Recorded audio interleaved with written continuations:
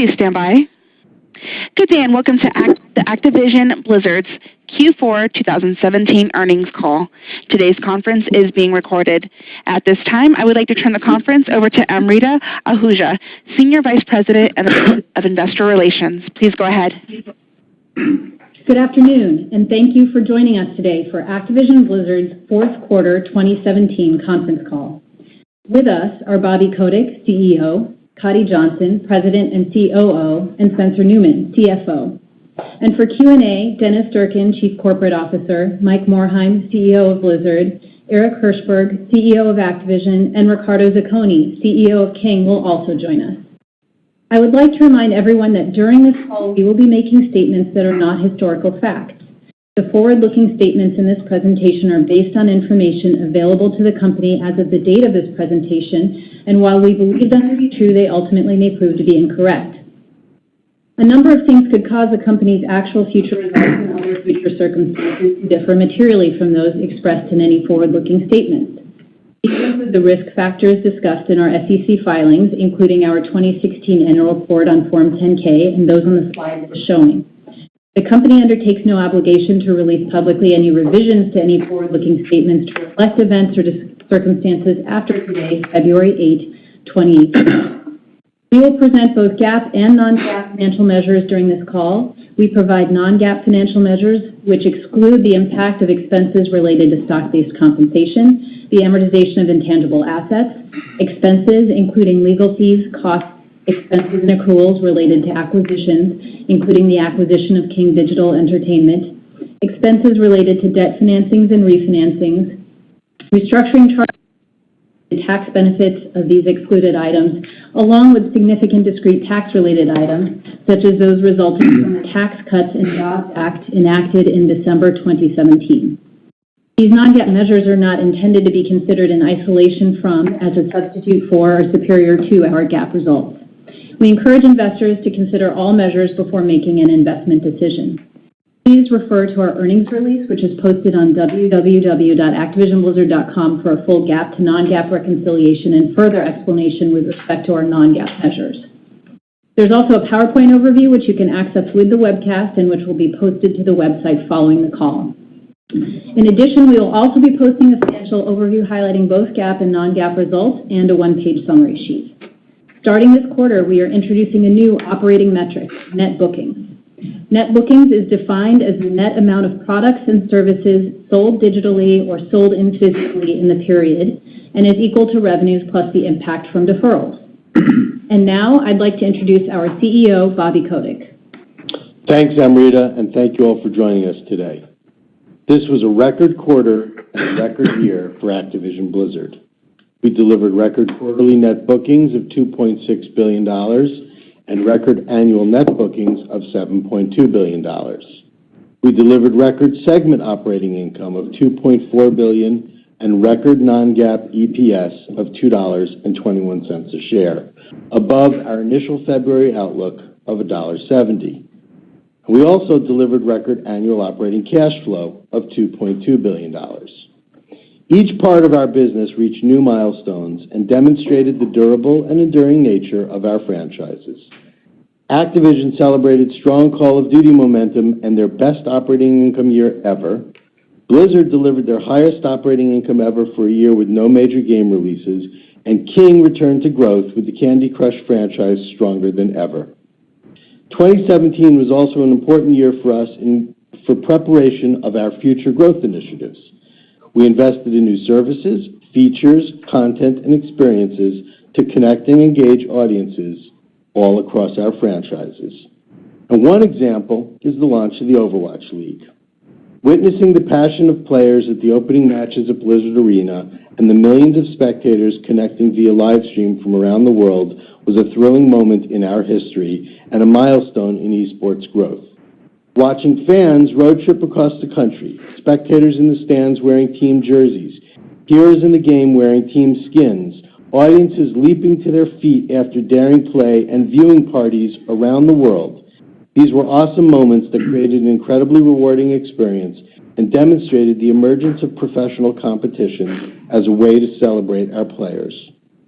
Launching a professional league is an ambitious undertaking, and our teams executed on countless fronts, attracting 12 world-class team owners representing cities in Asia, Europe, and North America, signing numerous league and team-level sponsors, bringing esports spectating and production values to new heights, and forming a media distribution strategy that provides broad reach and fair value for our premium content, while also preserving distribution on owned platforms. Overwatch League matches are broadcast live on our MLG network and Twitch and will be available on other broadcast outlets throughout the world. In its first week, the league reached 10 million unique viewers and had more than 280,000 average viewers on a per-minute basis. In the week since, we've seen sustained levels of viewership globally, with new spectators joining each week as the excitement continues to grow. Of course, we're building this league for the long term, and we're pleased with the early strong momentum that we have, which has created value for players, spectators, team owners, partners, and sponsors. Our efforts have already led to increased global demand for expansion teams, which we will expect to start selling later this year. We also believe in the growth potential of each new opportunity we are pursuing, whether in-game advertising, consumer products, cinematic productions, or esports. All of these support our communities and help to drive engagement with our franchises. Each new experience we provide that enables our players to demonstrate their passion creates a virtuous cycle of engagement, investment, and growth. It's still early days for many of these efforts, but making progress in these strategic growth areas will be an important focus for us in 2018 and beyond. I have the privilege to lead one of the best teams in the entire business world, and as I begin my 28th year at the helm, I've never been more energized to pursue with focus and determination the great growth opportunities that lie ahead. Also this quarter, we announced that Ravita Bowers joined our board of directors. Ravita brings an immense amount of experience and leadership from education and media institutions such as Common Sense Media, where she chairs the National Board of Directors, and from the Walt Disney Company, where she served as a director for 10 years. We're thrilled to have her as our newest board member. And now, here's Coddy to review the highlights of our operations this quarter. Thank you, Bobby. Activision Blizzard had a record year, and throughout 2017, we broke records and posted strong results each quarter by providing an ongoing year-round stream of content, services, features, and events, both large and small, to our passionate and deeply engaged communities. While achieving these records, we also made important investments to drive future growth. We invested in marketing to grow our franchise reach, in new services and features to enable more audience engagement and player investment, and in new growth verticals to celebrate our fans. Let's dive into our first strategic pillar, audience reach, which was 385 million monthly active users this quarter, up from 384 million in Q3. Starting with King. On our last call, we discussed a number of initiatives underway to stabilize King's user base. Those ongoing efforts include releasing fresh and compelling features, events, and content into the live games, ROI-positive marketing to attract and engage new players, and a strong pipeline of new titles to expand the network. Several of these initiatives enabled King to finish Q4 with 290 million monthly active users and to grow time spent per user to a record of 37 minutes. The Candy Crush franchise in particular was up in monthly active users quarter over quarter, while also driving increased engagement with higher daily active users and higher time spent per player. Activision had the top 2 grossing console game releases in North America and 2 of the top 5 worldwide, leading to 55 million monthly active users in Q4, up double digits quarter over quarter and matching the prior quarterly record. Call of Duty World War II was the top grossing console game worldwide in 2017, making it the #1 franchise globally, a spot the franchise has held for 8 of the last 9 years. Call of Duty World War II also set a new franchise milestone with the biggest launch quarter sell-through on current-gen consoles, higher even than Black Ops 3. The game also set a PlayStation record as the biggest Day 1 digital release ever. We've seen a steady march upward on full game downloads for Call of Duty over the last several years, and there's plenty of runway still ahead. All of this strong performance, coupled with a great Black Ops 3 digital season earlier in the year, means that the most successful video game franchise of the last 20 years continues to be healthy and vibrant and will carry strong momentum into 2018. To that end, this fall, we plan to continue to exceed fans' expectations with a new release from Activision's Treyarch, the creators of Black Ops, the most successful sub-franchise in Call of Duty history, and we cannot wait to share more about that with you on future calls. Turning now to Destiny. Destiny 2 had an impressive launch, highly rated and second only to Call of Duty as the highest grossing console release in North America in 2017. It added a critically acclaimed PC version with distribution on Blizzard's Battle.net, and the attach rate on Destiny 2's first expansion, released in December, was higher than that of Destiny 1's. That said, we haven't yet sustainably expanded the Destiny community, but Bungie is hard at work improving the game. And the good news is that the Destiny community is a deeply committed, vocal, passionate player base that has responded well in the past when we've made improvements based on their sentiment. To that end, last week, Bungie released an update outlining both the changes we made and the changes that are coming. So far, these changes have been received positively, and the team has a robust slate of services, features, and seasonal events still to come. There are also 2 epic adventures on the horizon, with Expansion 2 in May and a major content launch later this year. There is magic in this franchise, and we're committed to meeting our own and our players' expectations in the coming quarters. Crash Bandicoot continued to have strong sales in Q4 after a successful summer launch. Crash's performance shows how valuable our library of IP can be and brought back to players in a compelling new way. We look forward to exploring other beloved IP in future offerings as well. Blizzard is celebrating its 27th anniversary today. Happy birthday, Blizzard. A lot of things have changed over the past 27 years as the business has grown across genres, platforms, and geographies, but a few things have not, including Blizzard's commitment to put players first and to release games at an incredibly high level of quality. Blizzard finished the year with 40 million monthly active users, continuing a 6-quarter streak of 40 million monthly active users or more. Overwatch continues to attract new players, and the most recent Blizzard World content has been well received by the community. Overwatch's model of delivering year-round content with seasonal events, new heroes, and new maps continues to drive strong engagement. Hearthstone's monthly active users increased year over year this quarter as players enjoyed the latest expansion, Kobolds and Catacombs, and the introduction of new free content. While net bookings did not match the prior expansion's record performance, players did log more playtime, which brings me to our second strategic pillar, deepening engagement. For Activision, Blizzard, and King overall, daily time spent per user was over 50 minutes for the second quarter in a row, placing us on par with Facebook's time per day across Facebook, Instagram, and Messenger. Now, that 50 minutes per day is just the time spent in our games. It does not include the growing popularity of watching our games on other online platforms.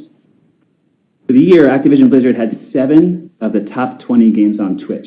The next closest publisher had just 2. Demonstrating the broad esports appeal of our franchises. Bobby already shared that launching the Overwatch League was a key milestone for us, and that we're seeing strong early momentum. And Call of Duty World League also opened its next season in December and is off to a good start, selling out each of its World League Global Open events.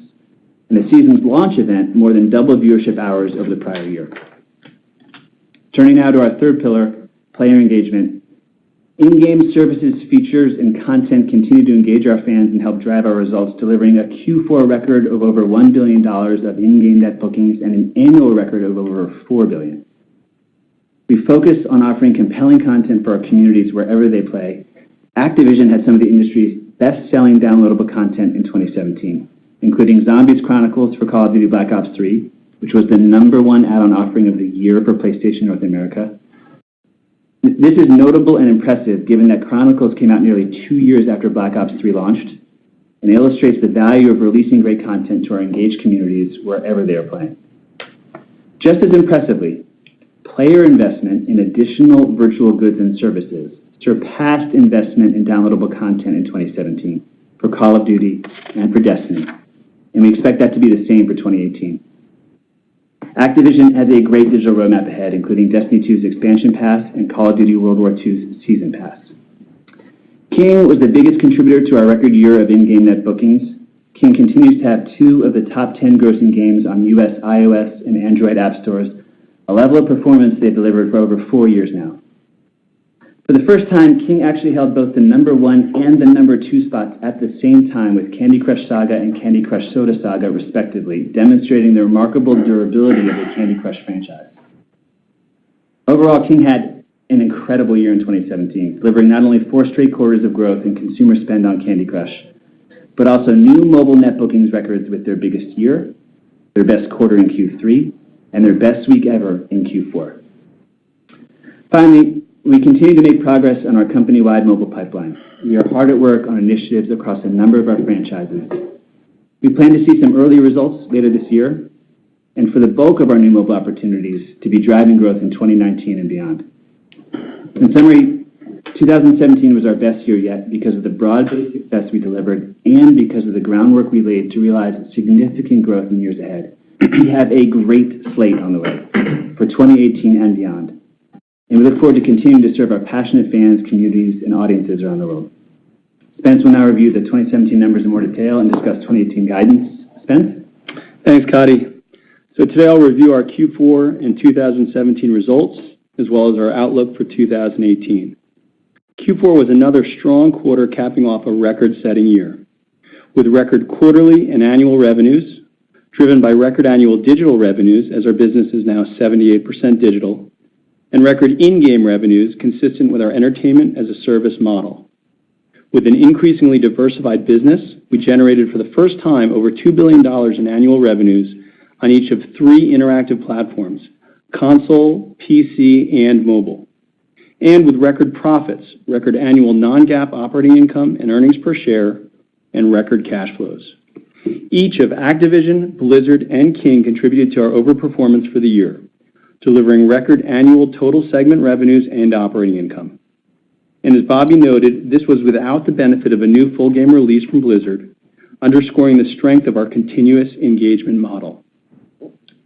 Activision had an impressive fourth quarter, capping off their best year ever, with segment records for operating income of over $1 billion and operating margin of over 38%. Activision's performance was driven primarily by the resurgence of the Call of Duty franchise with the successful launch of Call of Duty World War II, as well as strong sales for Crash Bandicoot. Q4 segment revenues and operating income increased 16% and 32% over prior year, respectively, with the full year growing at similarly strong rates.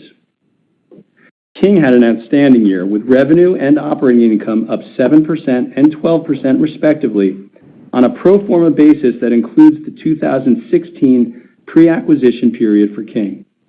This is a major accomplishment. It's testament to the strong execution of the King team, their increased prioritization on the Candy Crush franchise and other live titles, and their intense focus on leveraging their platform to drive continuous improvements in engagement, game features, and player investment. While margins expanded year over year, we did see some compression in Q4 as King strategically invested in marketing live titles to profitably drive reach. Blizzard also delivered. At $2.1 billion of revenue and $712 million of operating income, Blizzard generated record results for a year with no major game release, fueled by a steady stream of content and events across their franchises, in particular Overwatch, Hearthstone, and World of Warcraft.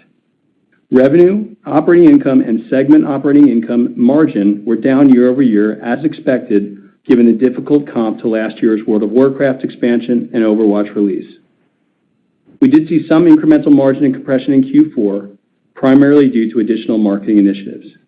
Nonetheless, with 33% full-year OI margins, the team did a nice job delivering the core business while investing in key growth initiatives across the Overwatch League, mobile incubation, and MLG Network.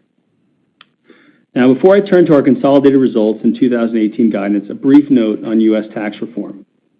Our 2017 GAAP results include incremental expense of $794 million due to the impact of significant discrete tax-related items primarily related to the impact of the Tax Cuts and Jobs Act enacted in December of 2017.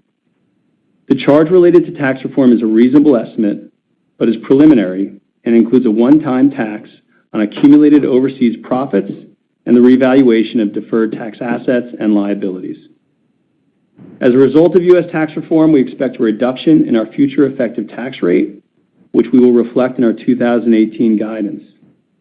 We'll also now have repatriation opportunities for our international cash that enable more efficient global cash management and capital structure flexibility. So now let's turn to our consolidated results. Unless otherwise indicated, I'll be referencing non-GAAP figures. Please refer to our earnings release for full GAAP to non-GAAP reconciliations. For the quarter, we generated record GAAP revenues of $2.04 billion, $343 million above our November guidance. This includes the net deferral of revenues of $597 million. As already mentioned, this quarter we are introducing a new operating metric, net bookings, which were a record $2.64 billion. We had a GAAP loss per share of 77 cents, including a $1.03 expense from the impact of the significant discrete tax-related items that I just mentioned. Adjusted to exclude these discrete tax-related items, we would have delivered earnings per diluted share of 27 cents, ahead of our guidance of 10 cents. We had non-GAAP EPS of 49 cents in Q4, ahead of guidance of 36 cents, and both GAAP and non-GAAP EPS figures include net deferrals of 45 cents. For the year, we generated record GAAP revenues of $7.02 billion. That's $1 billion above our initial 2017 guidance. This includes the net deferral of revenues of $139 million. Net bookings were a record $7.16 billion. We generated GAAP EPS of 36 cents, which includes a $1.04 expense from the impact of discrete tax-related items in Q4. Excluding the discrete tax-related items, we would have delivered record GAAP EPS this year of $1.39, ahead of initial guidance last February of 72 cents. We generated record non-GAAP EPS of $2.21, ahead of our initial guidance last February of $1.70. These figures include net deferrals of 7 cents. So now looking at cash flow and capital structure, our strong business performance for the year also delivered record annual operating cash flow of $2.21 billion and Q4 operating cash flow of $1.16 billion, finishing the year with approximately $4.8 billion in cash and investments. With regard to capital structure, we had some positive developments throughout the year and continue to take a balanced approach overall. In Q2, we received another upgrade from S&P to BBB and entered into a leverage-neutral $1.2 billion refinancing that locked in attractive long-term interest rates. We paid down $500 million in debt and finished the year with approximately $4.44 billion of aggregate debt outstanding. And we increased our annual dividend 15% to 30 cents, paying out $226 million to shareholders in May. Now we're heading into 2018 with a strong balance sheet and additional flexibility. We ended the year with a net cash position of $335 million. And as discussed, the recent tax reform allows us to repatriate the cash we're holding overseas more efficiently. This year, we'll once again take a balanced approach to capital allocation. Our board has authorized a 13% increase in our dividend to 34 cents per share, payable in May, and further debt paydown of over $1 billion. In addition, our $1 billion stock repurchase authorization remains in effect for another year. Now, let's turn to our outlook for 2018, but before doing so, and before I review the numbers, I wanted to quickly discuss ASC 606 and its impact on our guidance.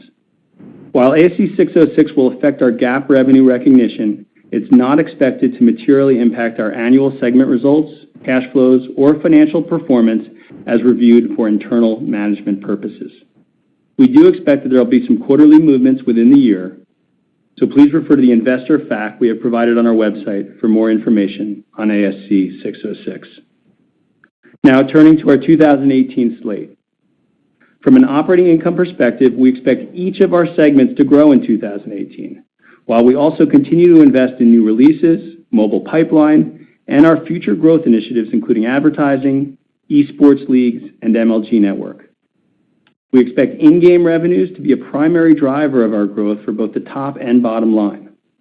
Coming off a record year in 2017, we expect in-game net bookings to grow by a double-digit percentage in 2018 as we continue to innovate and deliver more engaging content to our players. Now, given the timing of launches in 2018 and the continued ramp of our new initiatives, we expect our performance to be further weighted to the back half of the year relative to what we saw in 2017. We expect Blizzard to grow year over year with the release of World of Warcraft's Battle for Azeroth this summer. I'm glad to say the pre-sales for Azeroth kicked off last week and are off to an encouraging start. In addition, Blizzard has exciting plans for live ops and additional in-game content across franchises, including Hearthstone's 3 expansions in 2018 and Overwatch's in-game events. Blizzard will also start to see the benefit of its investment initiatives, as we expect the Overwatch League to be profitable in 2018, its first full year of operations. We expect Activision to grow modestly year over year, driven primarily by Call of Duty's digital season of content and the exciting new release planned for Q4. As Coddy mentioned, Activision and Bungie are hard at work on Destiny 2 to improve endgame engagement through regular updates and events, which we anticipate will benefit performance later this year with the release of a new expansion in May and a major expansion in the second half of the year. And we expect King to be up year over year, driven by ongoing live operations across the portfolio and 2 or more new releases during the year, including Social Casino. As we've indicated on prior calls, we'll begin to ramp our ads business in 2018. We expect a minor positive profit contribution weighted towards the back half of the year as we continue to roll out additional video ad products, methodically develop capabilities and infrastructure, and build the business for the significant opportunity that we see over the long term. Now, turning to the numbers for guidance. On a GAAP basis, for 2018, we expect revenues of $7.35 billion, including GAAP deferrals of $100 million. We expect record net bookings of $7.45 billion. We expect product costs of 22%, operating expenses of 53%. Our GAAP net interest expense is expected to be $136 million, and our GAAP tax rate is expected to be 20%. We expect 776 million fully diluted shares, both for GAAP and non-GAAP, and GAAP EPS is expected to be $1.78. For 2018, on a non-GAAP basis, we expect product costs of 22% and operating expenses of 44%. We expect non-GAAP net interest expense of $95 million, and we expect a non-GAAP tax rate of 20%. We also expect non-GAAP EPS of $2.45, including a GAAP deferral of 5 cents. Now, let's turn to our Q1 outlook. On a GAAP basis for Q1, we expect revenues of $1.82 billion, including GAAP deferrals of negative $540 million. We expect net bookings of $1.28 billion, growing year over year. We expect product costs of 20%, operating expenses of 53%, and our GAAP net interest expense is expected to be $30 million. Our GAAP tax rate expected to be 20%. We expect 771 million fully diluted shares, both for GAAP and non-GAAP, and GAAP EPS is expected to be 47 cents. For Q1 on a non-GAAP basis, we expect product costs of 20%, operating expenses of 43%. We expect non-GAAP net interest expense of $29 million, a tax rate of 20%, and non-GAAP EPS of 65 cents, including a GAAP deferral of negative 34 cents. In closing, in 2017, our inspired teams across Activision, Blizzard, and King demonstrated the enduring nature of our franchises. We believe the combination of leading owned IP and franchises, a direct digital connection to our consumers, best-in-class content capabilities and creative excellence, geographic platform and business model diversity, and continued fiscal discipline, focus, and business prioritization provides an incredibly powerful engine for sustained financial performance, driving meaningful growth in 2018 and beyond. Now, I welcome our business leaders, Eric, Mike, Ricardo, and Dennis, as they join us for the Q&A portion of the call. Operator? Thank you. And if you would like to ask a question, please signal by pressing star 1 on your telephone keypad. If you are using a speakerphone, please make sure your mute function is turned off to allow your signal to reach our equipment. Please limit yourself to 1 question. Again, that is star 1 to ask a question. Our first question comes from Chris Merwin with Goldman Sachs. All right, great. Thank you, and congrats on a great quarter and year. So this one's for Ricardo. We've seen some pretty impressive growth for King lately as you've invested in some more frequent content updates, and we've seen improved player engagement as a result. But beyond, I guess, the improvements in monetization for King, can you talk a bit more about the pipeline and the 2 or more new releases in 2018 that you mentioned in the prepared remarks? Thank you. Hi, Chris. Here's Ricardo. So we have several teams working on new games, first of all, and those are games using the existing franchise IP as well as new IP. So we're creating also new IP. And these games are at various stages of production, and it's a multi-year pipeline. So as you heard before, in 2018, we plan to release at least 2 new games, including Social Casino in partnership with Play Studios. I would like to highlight that we set ourselves a very high bar for new game launches. We will only launch games of the highest quality, and we will only launch them when they're ready. When we think about games pipeline, it's not just about new games. It's also new content for our existing live games, where we develop new features and live ops. In 2017, we focused these developments on increasing engagement and increasing monetization. And this has allowed us to hit several mobile bookings milestones. As we heard earlier, we had in Q3 our highest ever mobile bookings quarter, and in Q4 we hit our highest ever mobile booking week. In 2018, we will continue focusing on engagement and monetization, but we will also focus these new features on reach initiatives. So we expect to continue to drive positive engagement and monetization, as well as we expect to attract new users. So if I think about it, we exited 2017 with a strong momentum, and I believe that we have a great pipeline, both of new titles and new content for our live games.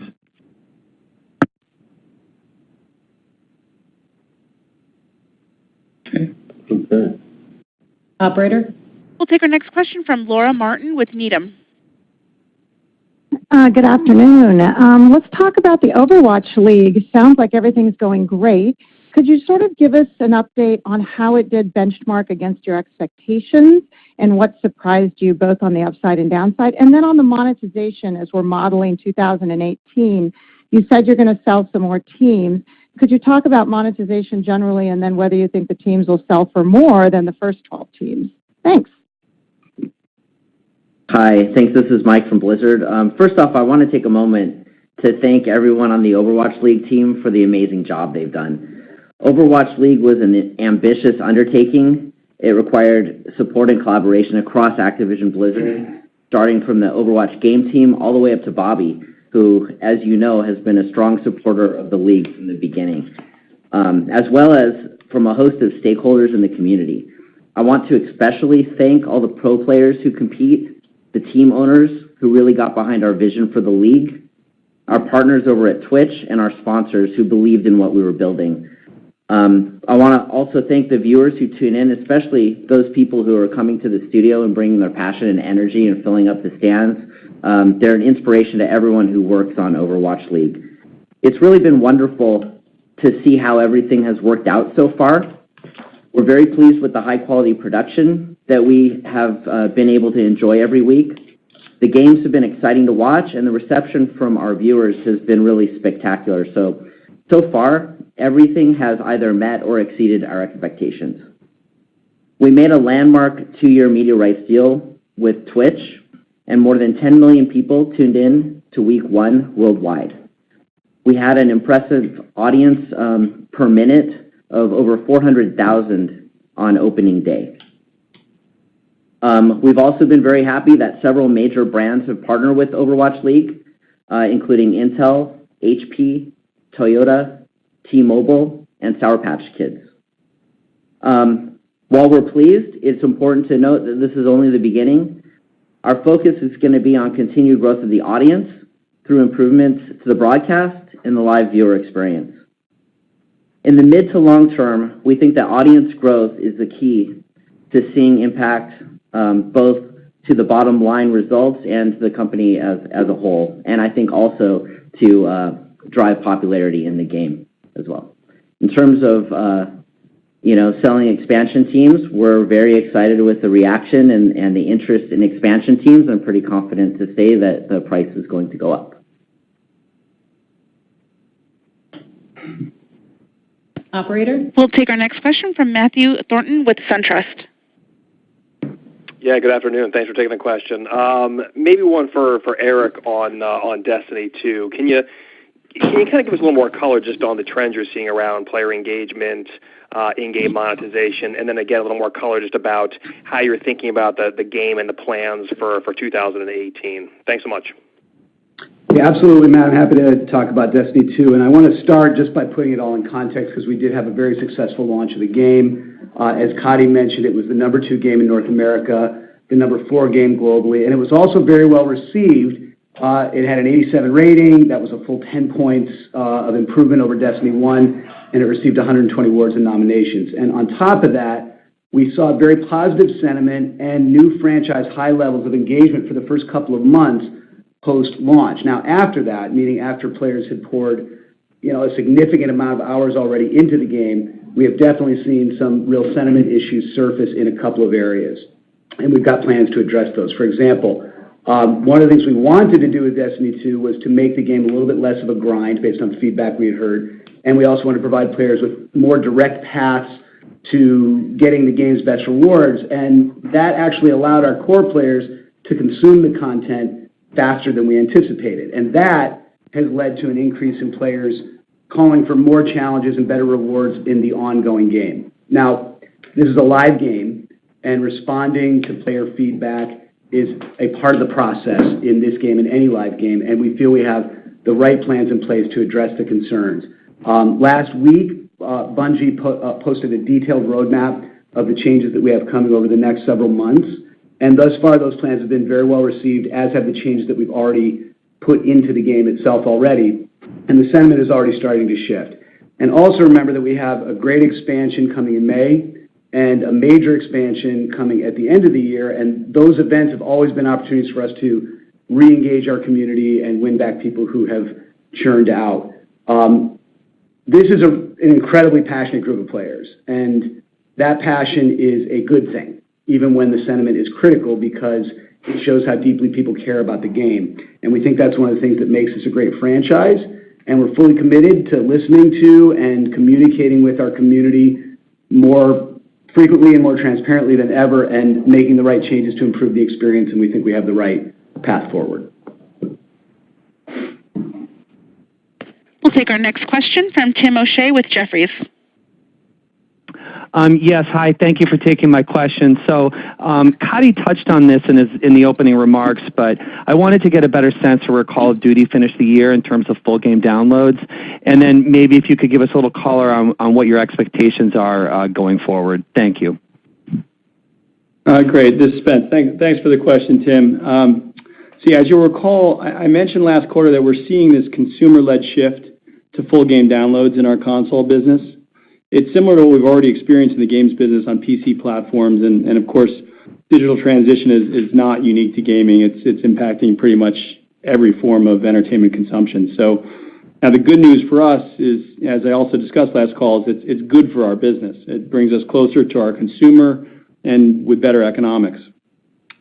So with that context, Call of Duty finished the year at about a 30% digital mix. And we mentioned last year that our digital mix was about 20 to 25% on Call of Duty. So this year's performance, it's essentially in line, actually a bit of an acceleration in that historical 5 percentage point increase we've been seeing the past few years. And I should underscore that these are big absolute numbers when we're talking about Call of Duty because it's such a mass market game. As Cody mentioned, Call of Duty World War II is the biggest day one digital release ever for PlayStation. And in aggregate, it represented the biggest Activision digital title ever released on console. As we look forward, Tim, we'd expect the mix shift in 2018 to be similar to what we saw for Call of Duty this year. It's obviously a bit tough to predict with certainty, given that it's ultimately consumer-driven. But I know that our teams are, they're going to continue to innovate with compelling digital offers and other strategies that deliver value to the community, and they'll also continue to support our important retail partners. So, overall, the trends remain strong. They're positive for our business, and the good news is we've got quite a bit of runway ahead of us.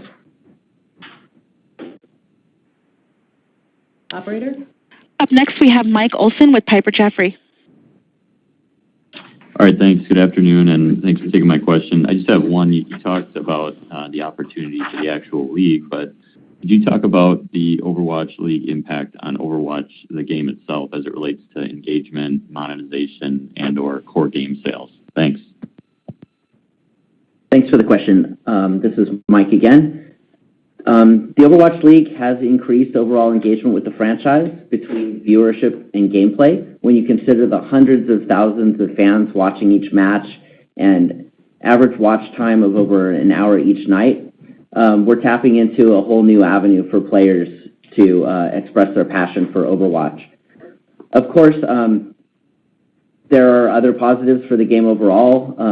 The Overwatch League has driven a ton of buzz and awareness for the game. And so as that increases, our players have new ways to customize their playing experience with in-game digital skins as well as physical merchandise.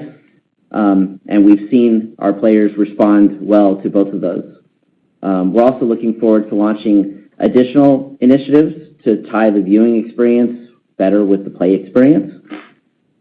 We think that over the long term, the league will bring in new players as people see the excitement around the league and may even start to train to become the next pro player. Outside of the league, we have additional plans to keep Overwatch fresh and players engaged. We already released a new map called Blizzard World in January. We have the Lunar New Year event launching today, and there's additional plans later this year for new heroes and seasonal events to come out as well. Operator? Thank you. Our next question comes from Brian Nowak with Morgan Stanley. Hi, this is Brandon Hoffman on for Brian Nowak. So you had strong performance from Call of Duty World War II, and there's excitement about digital in 2018. Can you talk a bit about the COD pipeline going forward? Thank you. Absolutely. The COD pipeline is one of my favorite topics. Before we talk about World War II, I think it's worth stepping back and talking about how pleased we are with the state of the Call of Duty franchise overall. Obviously, Call of Duty World War II was the #1 console video game in the world in 2017, and that makes Call of Duty the #1 franchise in the world 8 of the last 9 years. And Call of Duty World War II also delivered the biggest launch quarter we've seen on current generation consoles, even higher than Black Ops 3, as I think Kadi mentioned. And engagement on World War II has also been strong. Not quite as strong as we've seen from the Black Ops franchise, which of course has been our stickiest games, but we have seen strong participation with our first 2 seasonal events, the Winter Siege and the Resistance, and we have actually a more robust calendar of those types of events in the game than we've ever had before. So our strategy of bringing Call of Duty content to whatever game our fans are choosing to play is really continuing to pay off, because also in 2017 we saw that in Black Ops 3, the Zombies Chronicles piece was the #1 top-selling add-on content on PlayStation last year, which is, all the more remarkable given that it was released almost 2 years after the launch of the original game. So that, of course, sets the stage for the game we have planned later this year, which is being developed by our team at Treyarch. Now, as you know, they have developed some of our most successful games ever, and they've proven time and again that they know how to keep our players engaged for the long haul. So overall, I'd say our strategy for Call of Duty is working.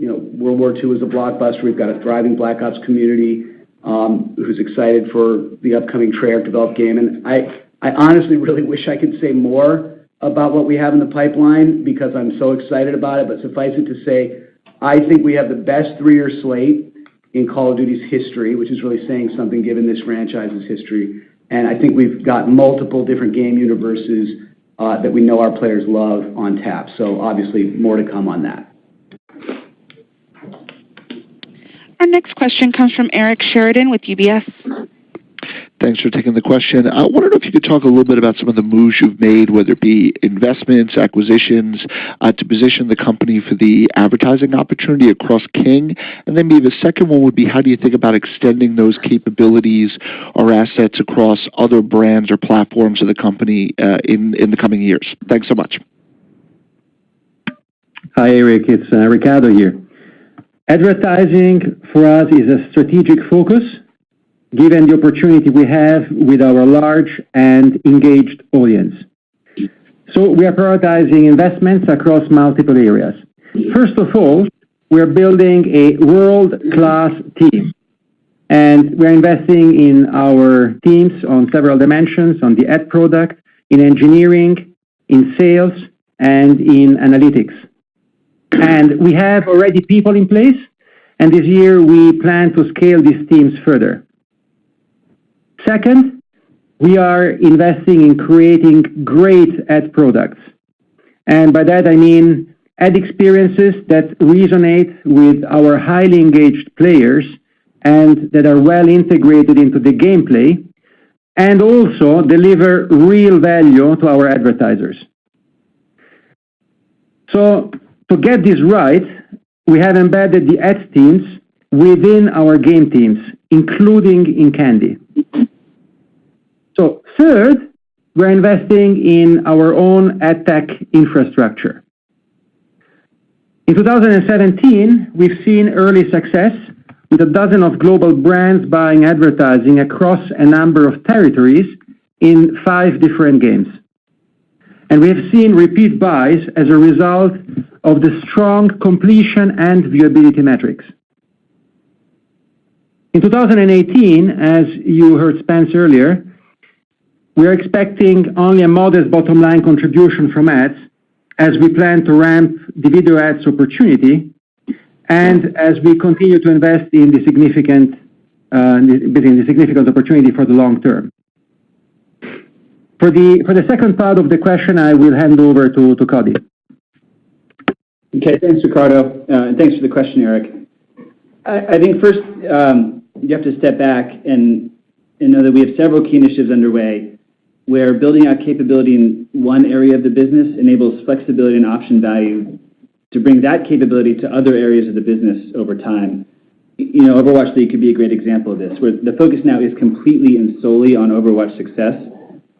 But over time, the professional city-based league approach, the infrastructure, the know-how, the team, the processes, the support structure could logically go on to support other franchises that have strong esports momentum. And so that's sort of broadly the way we think about some of these areas. And advertising, we think, is another good example of this. And for ads specifically, I think we have the opportunity probably in a couple of areas that are worth unpacking. The first and foremost one is the opportunity that Ricardo just spoke to.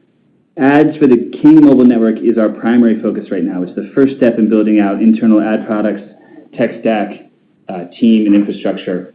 But second, we do have a near-term opportunity to bring relevant advertising to our esports audiences. We're already off to a good start there with Overwatch League media rights, sponsorships, advertiser interest. But we see further opportunity in our owned MLG platform. And over time, third, there could be opportunities in other areas of the company, particularly as we explore ad-based experiences across new games that are suited to that form of media. You know, if you then just step all the way back, we have over 50 minutes of engagement per day in our games right now, and that's not yet including all the time spent watching gameplay in our franchises.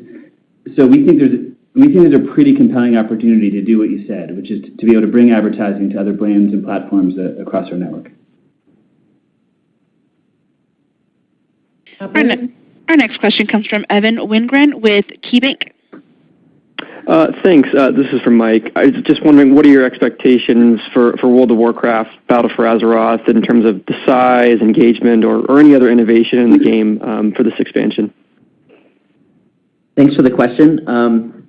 So at Blizzard, we always get excited about new launches, and, we, in addition to our players, are very excited about Battle for Azeroth's features, which include new allied races to give players even more character customization options. Players who pre-ordered the expansion have been enjoying early access to some of the allied races already, and that has helped drive early pre-orders. We're very pleased with the results so far. Battle for Azeroth also includes 2 huge continents for players to explore, as well as some new gameplay modes. Warfront is a new cooperative mode where players will band together in massive battles inspired by Warcraft's RTS roots. And the Island Expeditions mode will include randomized elements for small groups to to enjoy with great replayability, which, is very important in a game like World of Warcraft. Content always drives engagement. So just like we did with Legion, we're planning a steady stream of content after launch to maintain engagement. As for what's ahead in 2018 with Battle for Azeroth, we're looking forward to sharing more in the months to come and releasing the expansion this summer. There's a ton of buzz right now in the community and at Blizzard. The team's very excited about this expansion. And our last question comes from Colin Sebastian with Robert Baird. Thanks, guys. Good afternoon. I guess I just wanted some clarification on where development stands for some of the new mobile titles in the pipeline, not only in King, which I think was already addressed, but across Blizzard and Activision, following up on some of the announcements on personnel last year, perhaps. Thank you very much. Yeah, hey, Colin, this is Cody. Thanks for the question. So you're right. Yeah, I'd probably break the mobile efforts in new games into two buckets. The first you mentioned, which is the ongoing efforts at King on their mobile pipeline. It's just worth highlighting, and they are taking a very focused approach to development. As mentioned, expect to have 2 or more new releases during the year, in addition to the ongoing updates inside their existing live games, which really are, just in the live games, initiatives in and of themselves that drive new players and bring in new audiences. So there's, as you know, and as we speak to a lot, there's real focus there. But the second opportunity is to take our very successful PC and console franchises and extend them to mobile. And we think this is the time to do it, and it's an exciting opportunity for a few reasons. First, mobile gaming is, of course, now very much at scale, large and growing, with billions of people around the world who essentially have a mini console or PC in their pocket. It's kind of the second reason that the technology, we feel, has advanced to the point where we feel there's a mobile platform now that can fulfill the requirements of our core IP. There's also, for us, we think, a really important opportunity in Asia, where we already have some of the most successful non-mobile franchises. And as you know, many of the top mobile games there now are based on existing console or PC IP. That was their roots in console and PC, and they've moved to mobile. And, we think there's an opportunity for us as well over time to explore our IP on mobile in that region. We obviously want to get this right. We want to do it well at super high quality for our players and audiences who matter a great deal to us. So it takes investment and time. But we do plan to see some early results later this year from our mobile investments, and we expect more meaningful impact in 2019 and beyond. So we're working hard on the pipeline, and we'll have more news to share down the road. Okay, I think that was the last question, right? So, well, thank you all for joining the call today. We appreciate it. We appreciate your time, and we look forward to seeing or speaking with you over the next few weeks and months. Thanks. And that does conclude today's conference. We thank you for your participation.